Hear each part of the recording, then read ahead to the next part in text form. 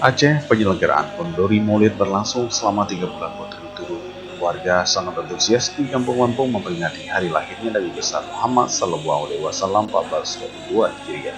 Satu persatu makanan Maulid tiba di masjid yang dibawa oleh warga.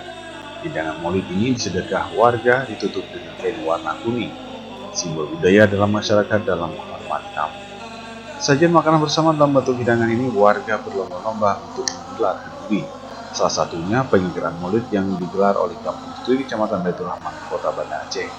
Hidangan diatur sejajar dalam Masjid Taqwa disiapkan untuk tamu undangan. Tamu yang diundang yaitu tetangga kampung. Hidangan Maulid ini akan disantap bersama-sama sehabis pelaksanaan sholat zuhur. Masing-masing kampung disiapkan satu hidangan. Apabila tidak habis dimakan, boleh membawa pulang makanan tersebut.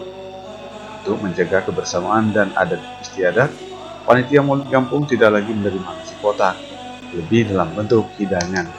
Ini dilakukan untuk menjaga kearifan lokal Aceh. Walaupun demikian, tidak mengurangi makna Maulid tahun ini. Pelaksanaan Maulid terlama diselenggarakan di Aceh selama 3 bulan berturut-turut. Karena di tengah pandemi COVID-19, pelaksanaan Maulid tidak semeriah sebelumnya. Walaupun dalam suasana COVID-19 tidak mengurangi semangat warga dalam memperingati hari lahirnya Nabi besar Muhammad SAW 1442 Hijriah.